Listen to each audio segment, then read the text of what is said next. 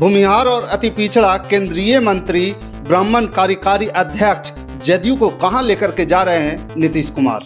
बिहार विधानसभा चुनाव से पहले नीतीश कुमार ने भूमिहार जाति से लल्लन सिंह को केंद्र में मंत्री बनाया।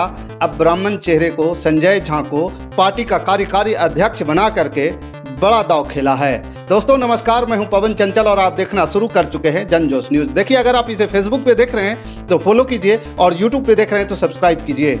बिहार के मुख्यमंत्री नीतीश कुमार अपनी पार्टी जनता दल यूनाइटेड में राज्यसभा सांसद संजय झा को कार्यकारी अध्यक्ष बना दिया। नीतीश खुद जदयू के राष्ट्रीय अध्यक्ष हैं। अब उनके बाद संजय झा दूसरे नंबर के नेता बन गए हैं। इसके सियासी मायने भी निकाले जाने लगे हैं। चर्चा है कि पिछड़ा और अति पिछड़ा वर्ग को केंद्र में रख करके राजनीति करने वाले सीएम नीतीश कुमार ने इस बार ब्राह्मण चेहरे पर बड़ा दांव खेला है। आगामी बिहार विधानसभा चुनाव से पहले नीतीश कुमार अपनी पार्टी को लेकर एक अलग स्तर पर ले जाना चाहते हैं। पिछड़ा और अति पिछड़ा के साथ वे स्वर्ण जातियों को भी अपने वोट बैंक से जोड़ने की कोशिश में जुटे हैं। हाल ही में हुए लोकसभा चुनाव से पहले उन्होंने भूमिहार जाति के लल्लन सिंह और अति पिछड़ा समुदाय से रामनाथ ठाकुर को केंद्र में मंत्री बनाया है। नीतीश कुमार पहले से ही कुर्मी, कोयरी, अति पिछड़ा और महिला वर्ग में लोकप्रिय हैं। कुर्मी और कोयरी को तो जदयू का कोर वोटर माना जाता है। अब उन्होंने दो बड़ी और प्रभावी स्वर्ण जाति के लल्लन सिंह और संजय झा को बड़ा रोल दिया है। लल्लन भूमिहार और संजय ब्राह्मण जाति से आते हैं। लल्लन सिंह को मोदी के कैबिनेट में मंत्री बनाया गया तो संजय झा को राज्यसभा में जदयू संसदीय दल के नेता के साथ साथ अब पार्टी का कार्यकारी अध्यक्ष भी बना दिया गया। इसके अलावा एक और स्वर्ण जाति राजपूत के बड़े नेता पूर्व सांसद आनंद मोहन भी नीतीश कुमार के साथ हैं। उनकी पत्नी लवली आनंद हाल ही में जदयू के टिकट पर शिवहर से सांसद बनी है। पिछले साल जाति जनगणना की रिपोर्ट के अनुसार बिहार में स्वर्ण जातियों में ब्राह्मणों की संख्या सबसे ज्यादा है, जो कुल आबादी का 3.66% है। इसके बाद राजपूत 3.45% है और भूमिहार 2.87% है। जदयू ने आबादी के लिहाज से बिहार के सबसे बड़े वर्ग अति पिछड़ा को साधने में भी कोई कसर नहीं छोड़ी। इस वर्ग से आने वाले राज्यसभा सांसद रामनाथ ठाकुर को केंद्र की मोदी कैबिनेट में मंत्री बना दिया गया। रामनाथ बिहार के पूर्व सीएम और जननायक कर्पूरी ठाकुर के बेटे हैं, जिन्हें इसी साल देश का सर्वोच्च सम्मान भारत रत्न से मरणोपरांत सम्मानित किया गया।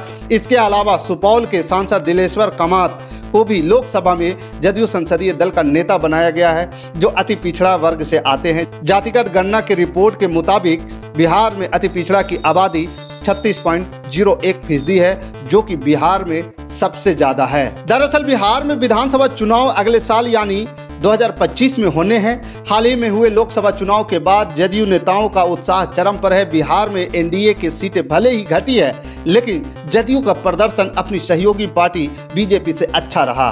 बीजेपी ने जहां 17 सीटों पर चुनाव लड़ा और 12 पर जीत दर्ज की, वहीं जदयू ने बीजेपी से एक सीट कम यानी 16 सीट पर लोकसभा का चुनाव लड़ा और उसने भी 12 पर जीत हासिल की। इस तरह नीतीश की पार्टी का स्ट्राइक रेट बीजेपी से अच्छा रहा है। एनडीए और महागठबंधन दोनों बिहार विधानसभा चुनाव की तैयारी में जुट गए हैं। लोकसभा चुनाव के नतीजे के बाद नीतीश कुमार की अहमियत बिहार की राजनीति के लिहाज से बढ़ गई है।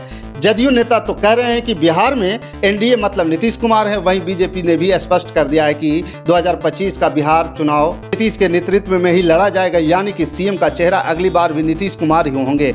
ऐसे में नीतीश कुमार जदयू को A to Z की पार्टी बनाने में जुटे हुए हैं, यानी कि वे हर वर्ग और हर जाति का समर्थन चाहते हैं। यही कारण है कि एक स्वर्ण और एक ईबीसी मंत्री संसद में एक स्वर्ण और एक ईबीसी नेता कॉम्बिनेशन रखा गया है। इसके अलावा पार्टी के अंदर नीतीश कुमार कुर्मी जाति से आते हैं, वे खुद राष्ट्रीय अध्यक्ष हैं और कोयरी जाति के उमेश सिंह कुशवाहा को बिहार का अध्यक्ष बनाया हुआ है।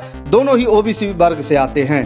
राजनीतिक जानकारों का मानना है कि नीतीश कुमार की जदयू आगामी बिहार विधानसभा चुनाव से पहले खुद को सिर्फ आरजेडी और कांग्रेस से लड़ने के लिए ही नहीं, बल्कि एनडीए के अंदर बीजेपी से ताकत का संतुलन बनाए रखने के लिए भी तैयारी हो रही है और तैयारी जोर शोर से किया जा रहा है। क्योंकि बीजेपी में नीतीश के महागठबंधन में चले जाने के बाद से बीजेपी में कोई न कोई नेता अपने दम पर 2025 में सरकार और खुद का सीएम बनाने का राग छेड़ता रहा है। हाल ही में पूर्व केंद्रीय मंत्री अश्विनी चौबे ने भी बीजेपी को अपने दम पर विधानसभा चुनाव जीतकर सत्ता में आने का संदेश दिया। ऐसे में कयास लगाए जा रहे हैं कि आगामी बिहार विधानसभा चुनाव में जदयू ज्यादा नहीं तो कम से कम बीजेपी के बराबर सीटें पर लड़ेगी। इसके लिए नीतीश पार्टी में हर वर्ग से चेहरा आगे बढ़ा रहे हैं। बाकी इस खबर के प्रति आपका क्या विचार है, आप हमें कमेंट कर जरूर बताइएगा। हमारे साथ बने रहने के लिए धन्यवाद। जय हिंद, जय भारत।